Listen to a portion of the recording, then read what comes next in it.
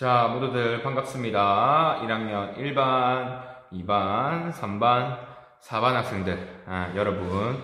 저는 여러분과 1년 동안 함께 한국사 공부를 할 김민우 선생님입니다. 다시 한번 모두들 반갑습니다.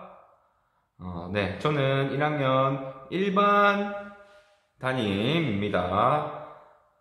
자, 코로나19로 인해서 한 달 이상 휴교를 하게 되고, 아직 코로나19의 영향으로 정상적인 등교가 힘들기 때문에 부득이 이렇게 온라인으로 공부를 하게 되었는데요. 여러분들도 모두 힘들죠. 밖에 나가지도 못하고.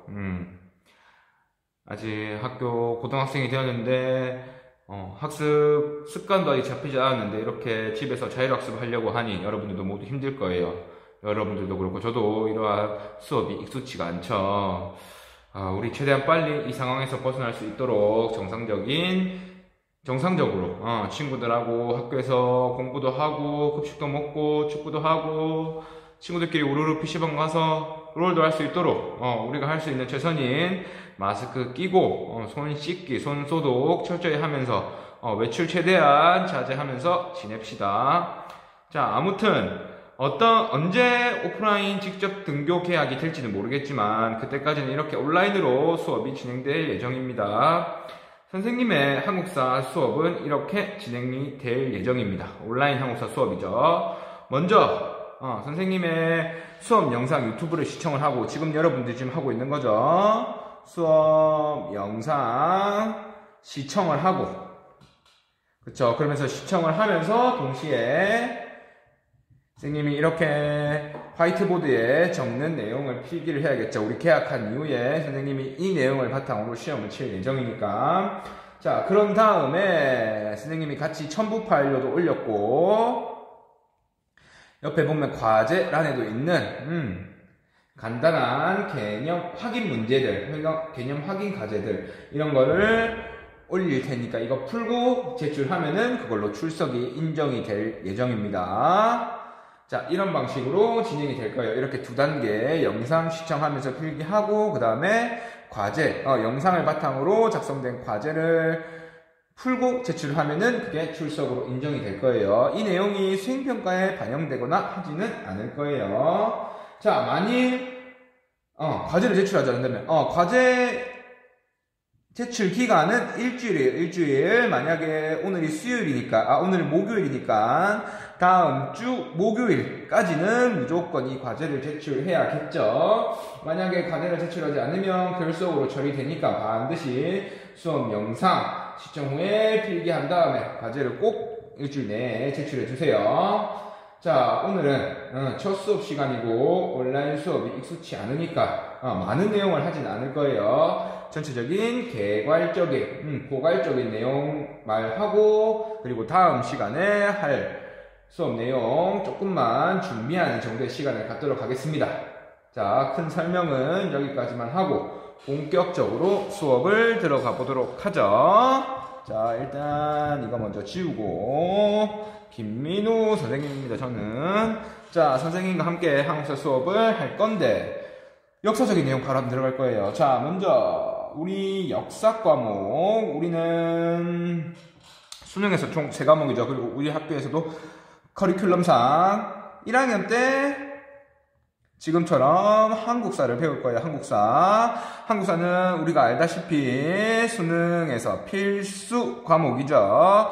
나중에 문과 선택 과목을 선택하든 이과 선택 과목을 선택하든 똑같이 한국사는 필수로 시험에 응시를 해야 되기 때문에 한국사는 무조건 어떤 학생이든지 학습을 해야 됩니다. 그리고 2학년이 되면은 이제 문과 선택 과목을 선택하는 학생들에 한해서 세계사 과목이 개설될 예정이고 3학년 때 동아시아사라는 과목을 배울 것입니다. 우리는 1학년이니까 지금 이 한국사 지금 학습해 두도록 합시다. 고3 때 또 똑같은 걸 공부하면 힘드니까 그죠? 했던 걸 또 지금 공부해 놓지 않으면 고3 때 안 그래도 해야 될 공부도 많은데 한국사까지 발목을 잡으면 안 되니까 미리 1학년 때 좀 완료를 해 놓읍시다. 그리고 한번 공부를 한 내용을 처음 돌릴 때가 힘들어서 그렇지 두 번째 돌리면 그때부터는 쉽거든요.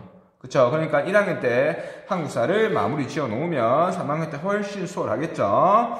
자, 역사 과목은 우리 고등학교 1, 2, 3학년 커리큘럼이 이렇게 진행될 예정입니다. 자, 먼저 역사 과목 하면 우리가 1학년 때 배우는 한국사, 세계사, 동아시아사 다 똑같아요. 자, 크게 동아시아 역사 과목은 거의 이런 식으로 구성되어 있어요. 역사는 인간의 시간을 다루는 학문으로서 역사는 크게 정치, 경제, 사회, 문화 방면의 인간의 시간을 다루고 있습니다.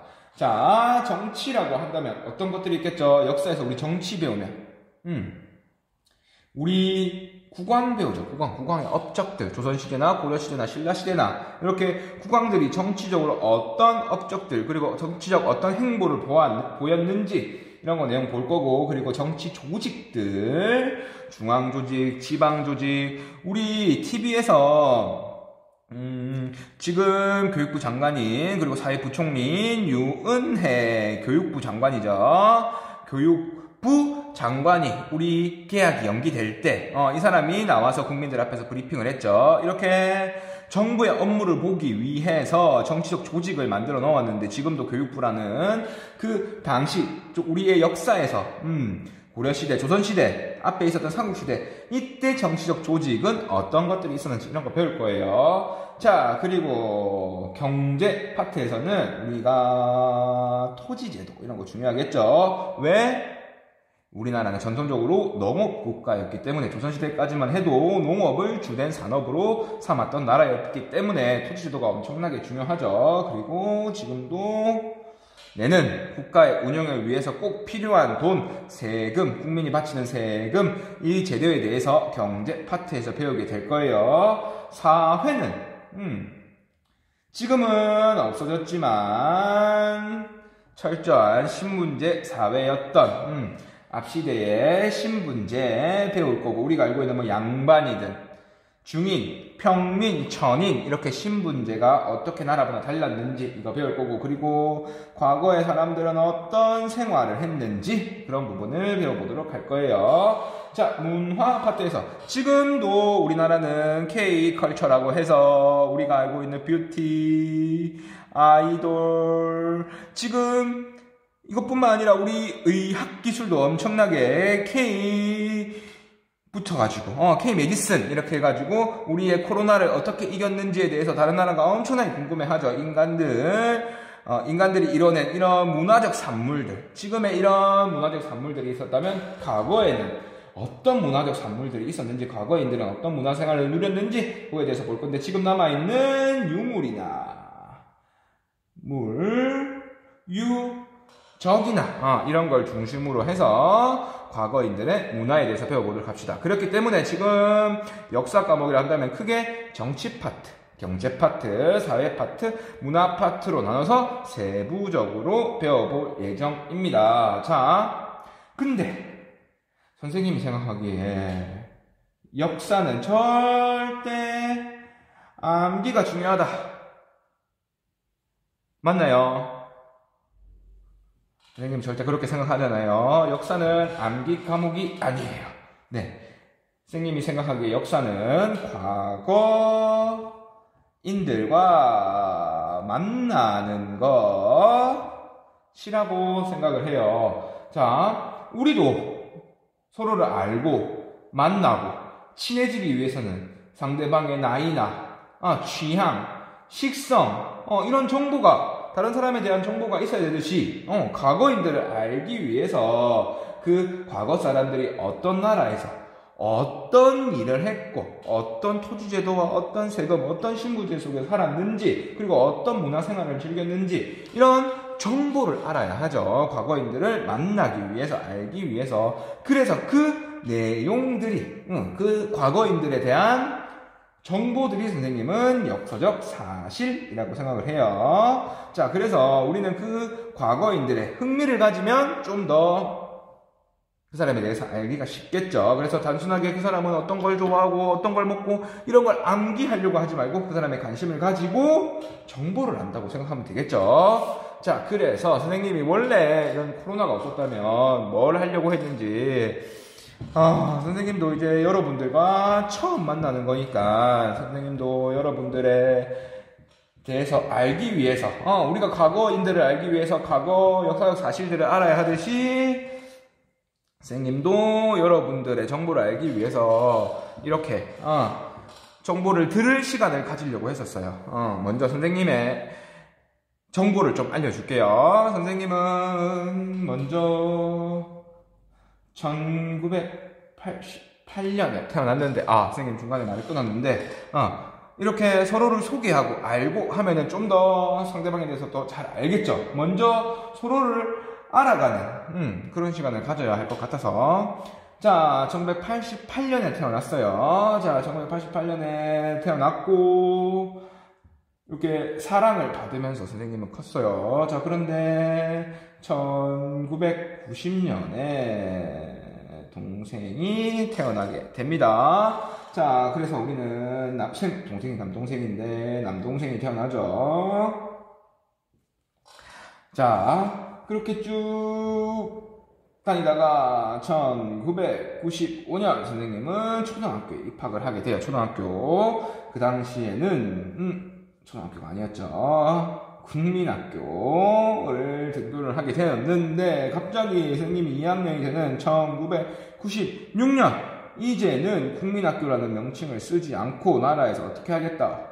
초등학교라는 명칭을 쓰게 하겠다라고 하면서 선생님은 갑자기 국민학교생에서 초등학교생이 됐어요.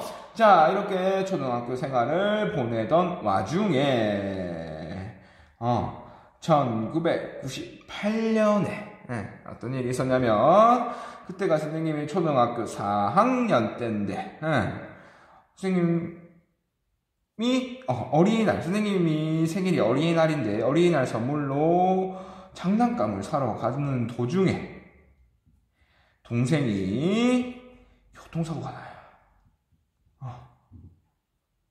선생님 눈앞에서.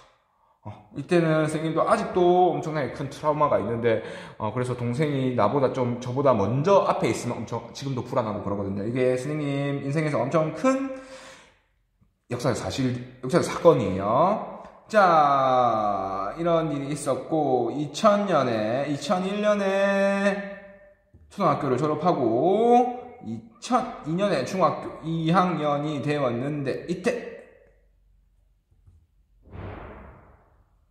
우리나라가 월드컵 4강에 진출하게 되는, 우리나라에서는 엄청나게 큰 경사가 일어나게 되죠. 선생님도 밖에 나가서 친구들하고 길거리 응원도 하고 이랬던 기억이 있네요. 자, 이렇게 계속 선생님의 내용에 대해서 설명하면 너무 오래 걸리니까 짧게 넘어갈게요. 바로 2007년 선생님이 20살이 되었을 때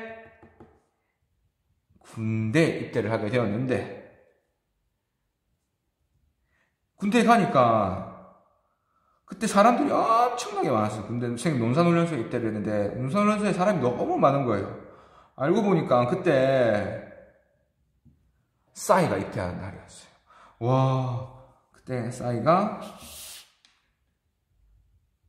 군대 비리로 재입대하는 거였는데, 싸이가 제대를 하는구나, 재입대를 하는구나 라고 생각만 했지, 제가 싸이를 볼 생각은 한 번도 한 적 없었는데, 그날 저녁에 싸이가 제 옆자리로 오는 거야.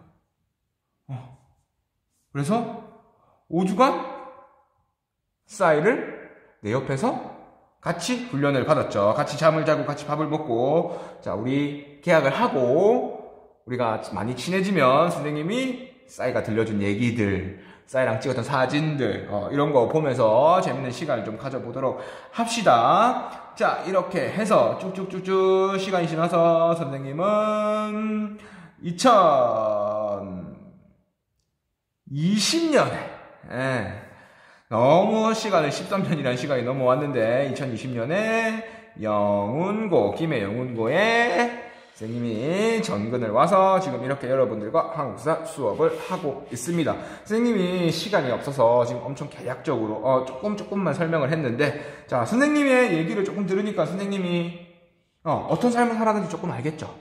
자, 이렇게 성기선생님이라는 사람을 알기 위해, 김민우라는 사람을 알기 위해서 이런 정보들을 알고 있다면 그 사람을 이해하기 훨씬 더 쉽겠죠. 자, 우리도 역사 과목에서 과거인들과 만나기 위해서, 이해하기 위해서 그런 역사적 사실들을 조금씩 알고 있으면 더 가까이 역사적으로 과거인들을 만나기 쉽겠죠. 흔들리죠. 미안해요. 자, 일단 선생님 이거 좀 지우고, 오늘 첫 수업이니까 그렇게 중요한 건 아니에요. 자, 원래는 이렇게 여러분들도 이렇게 다 자기만의 역사 연표를 만들어 보고 서로 소개하는 시간을 가지려고 했는데 여러분들도 직접 만날 수가 없네요. 자, 왜 우리가 역사 공부를 해야 되는지 앞에 조금 보았고, 이제는 본격적으로 해봅시다. 자, 전체 우리가 배울 한국사 과목은 총 4개의 대단원으로 이루어져 있습니다. 모두들 한국사 책 갖고 있죠? 이 한국사, 이걸로 수업을 할 건데, 한국사 책 갖고 있죠? 자, 우리 한국사는 크게 4단원으로 이루어져 있습니다. 그쵸? 1단원, 2단원, 3단원, 4단원. 속칭, 전근대사. 흥선대원군 이전을 전근대사라고 하는데, 전근대사 1단원, 그리고 흥선대원군 이후, 개항 이후를 2, 3, 4단원에 배치를 하고 있죠. 자, 이렇게 4개의 대단원으로 이루어져 있는데, 일단 선생님 목표는 1학기 때 1에서 2단원을 할 예정이고 2학기에 3, 4단원을 할 예정입니다. 자, 이런 예정인데 어떻게 무슨 일이 또 일어날지 모르니까 일단 이렇게 될 거라는 것만 좀 알면 되겠죠. 자, 그리고 한국사 교과서를 다시 한 번 더 보면은 이렇게 4개의 대단원과 총 몇 개의 주제, 여기 보이는가 모르겠는데 여기 보면은 74개의 주제로 되어 있어요. 작은 그 한 단원 안에 몇 개의 주제가 되어 있고 최종적으로 74개의 주제로 되어 있는데, 이렇게 주제별로 한국사 수업을 진행하도록 하겠습니다. 제일 처음에 1주제에 대해서 이번 시간에 하겠죠. 이번 시간에 못해. 다음 시간에 할 거니까 걱정하지 말고. 자, 1주제에 대해서 할 건데, 먼저 주제 1이 뭐냐? 여러분들은 교과서도 필요 없어. 자, 주제 1번. 주제 1번이 뭐냐? 여러분들 거기 적혀있는 주제 1번 뭐죠? 잘했어요. 선사문화의 전개라고 되어 있죠. 선사문화의 전개. 이 선사문화. 선사문화가 또 뭐야? 선사. 어렵죠? 선사. 한자로 좀 쓰면 선생님 진짜 못 써요. 진짜. 선사. 선사. 앞선 선. 그리고 역사 사자. 앞선 선자에, 먼저 선자에 역사 사자. 그리고 이와 반대되는 게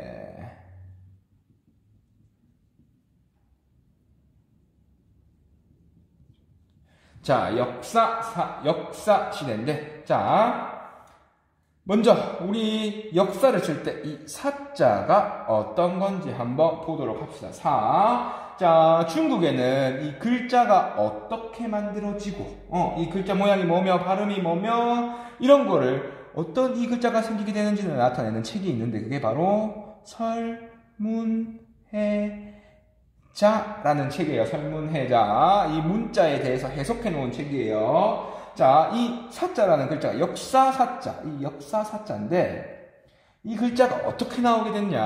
먼저 이걸 보면은 오늘 배울 부분이 먼저 나올 거예요. 자, 중국은 중국 옛날 왕조 중에 주나라라는 나라가 있었는데, 그 나라에는 넓은 영토를 다스리기 위해서 지방을, 영토가 넓으니까 거기를 다 다스릴 수가, 왕이 혼자서 다 다스릴 수가 없으니까 각 지방을 자신들의 혈족들, 가족들에게 나누어 주었어요. 완전 나눠준 건 아니고, 통치권, 너희가 거기서 통치하고 세금 걷어라. 그 대신 나라에서 필요한, 세금을 중앙에 갖다 바치고 그리고 나라에서 군대가 필요하면 군대를 보내라 이런 조건으로 지방을 가족들에게 나누어 주죠. 자, 이 땅을 받은 제후들은 왕이 부르면 언제든지 왔었어야 돼요. 자, 하루는 왕이 제후들하고 활 쏘기 시험을 하는데 이때 활을 쏘면은 그거를 관역이 적중했는지 안 했는지 카운트를 세는 사람들이 필요하겠죠. 그래서 한 신하에게 나무통을 들고 있게 하고 활 관역을 맞추었을 때마다 활 쏘기 했을 때 관역에 맞추면은 그 나무통에 나뭇가지를 하나씩 놓으라고 했어요. 자, 어떤 사람에게 나무통을 들고 있게 하고 거기에 활을 맞출 때마다 여기에 나뭇가지를 놓으라고 했죠. 이런 모습이 변화를 해서 역사라는 글자가 이렇게 만들어져요. 모든 걸 기록했던 사람들, 활을 몇 발 맞췄는지 기록했던 사람들, 이 말에서 유래된 것이 이 역사 사자라는 것인데, 자, 모든 역사는 기록하는 데서 시작이 돼요. 자, 우리가 역사를 알 수 있는 것도 앞선 사람들이 남긴 기록, 이런 걸 사료라고 하는데, 이 사료 덕분에 기록으로 남아있는, 이런 과거인들의 삶을 알 수가 있는 거예요. 자, 그러면 우리나라에서 기록으로 남아있는 가장 오래된 나라가 어느 나라죠? 기록으로 남아있는 우리나라에서 가장 오래된 나라. 국가. 단군이 세운 고조선이죠. 자, 그렇다면은 기록이 남아있지 않은 고조선 이전의 역사는 어떻게 할 수 있을까요? 그렇죠.